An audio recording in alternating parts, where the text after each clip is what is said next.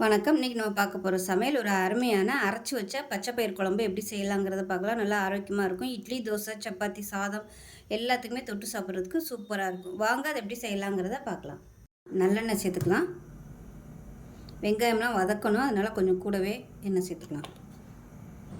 இப்போ எண்ணெய் நல்லா சூடாயிருச்சு. இதில் பார்த்தீங்கன்னா ஒரு 20 சின்ன வெங்காயம் முழுசாக அப்படியே சேர்த்துக்கலாம். அது கூடவே ஒரு 6 பல் பூண்டு சேர்த்துக்கலாம். குட்டி குட்டியாக நறுக்குனது ஒரு 10 பீஸ் வர மாதிரி இஞ்சி சேர்த்துக்கலாம். இப்போ இது எல்லாத்தையும் நல்லா வதக்கிக்கலாம். இப்போ ஒரு கைப்பிடி அளவுக்கு கருவேப்பிலை சேர்த்துக்கலாம். இப்போ இதில் 10 வரமிளகா சேர்த்துக்கலாம். இப்போ இதில் 1/4 கப் அளவுக்கு துருவன தேங்காய் சேர்த்துக்கலாம்.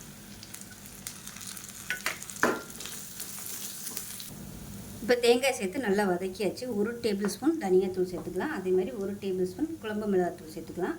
ஒரு 1/4 டேபிள் ஸ்பூன் மஞ்சள்தூள் சேர்த்துக்கலாம். இது எல்லாத்தையுமே நல்லா வதக்கி விட்டுக்கலாம். இப்போ நல்லா வதக்கியாச்சு. இது தனியாக வேறு எதுக்கு மாற்றிக்கலாம். இப்போ வேற ஒரு கடாய் எடுத்துக்கலாம். நல்லா ஒரு 2 டேபிள் ஸ்பூன் அளவுக்கு பச்சரிசி சேர்த்துக்கலாம். இப்போ அது நல்லா பொரிய விட்டு வறுக்கணும்.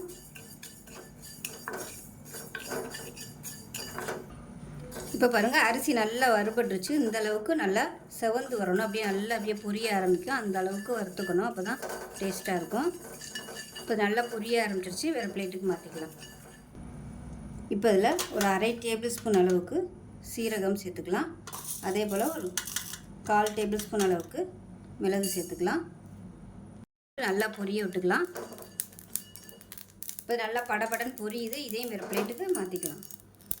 இப்போ இது கூடவே ஒரு 3 கிராம்பு, ஒரு சின்ன துண்டு பட்டை சேர்த்துக்கலாம். 2 ஏலக்காய் சேர்த்துக்கலாம். இதையும் லேசாக வறுத்துட்டு வேறு பிளேட்டுக்கு மாற்றிக்கலாம். இப்போ இதையும் வேறு பிளேட்டுக்கு மாற்றிக்கலாம். இப்போ நம்ம வறுத்தது எல்லாத்தையுமே ஒரு மிக்ஸி ஜாரில் சேர்த்துட்டு இப்போ இதையும் தண்ணி ஊற்றி நல்லா நைஸாக அரைச்சிட்டு பார்க்கலாம். இப்போ ஒரு குக்கர் எடுத்துக்கலாம். தேவையான அளவுக்கு நல்லெண்ணெய் சேர்த்துக்கலாம். எண்ணெய் சூடானது 1 டீஸ்பூன் போல் சோம்பு சேர்த்துக்கலாம். கொஞ்சமாக கருவேப்பிலை சேர்த்துக்கலாம்.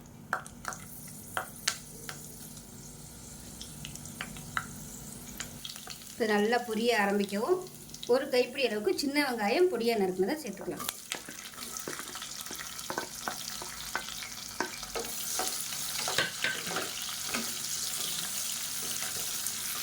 இப்போ வெங்காயம் நல்லா வதங்கிடுச்சு. இந்த ஸ்டேஜில் மீடியம் சைஸாக 2 தக்காளி சேர்த்துக்கலாம்.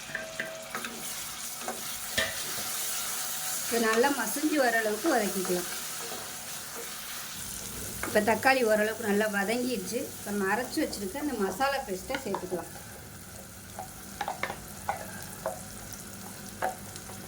சேர்த்துட்டு நல்லா வதக்கிக்கலாம். அடுப்பு மீடியத்தில் இருக்கட்டும்.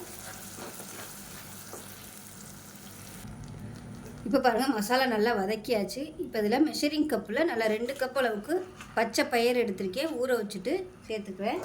இப்போ இதையும் சேர்த்து நல்லா வதக்கிக்கலாம். நீங்கள் இதை முளைக்கட்டி கூட சேர்த்துக்கலாம். இப்போ நம்ம மிக்சியிலேருந்து அலசினா தண்ணியை கொஞ்சமாக சேர்த்துக்கலாம். இப்போ இதில் தண்ணி சேர்த்துக்கலாம். நான் நல்லா சூடான தண்ணி சேர்த்துக்கிறேன். குழம்பு உங்களுக்கு எவ்வளோ திக்னஸ் வேணுமோ அதுக்கு தகுந்த மாதிரி சேர்த்துக்கோங்க. இப்போ கலந்து விட்டுட்டு உப்பு சேர்த்துக்கலாம்.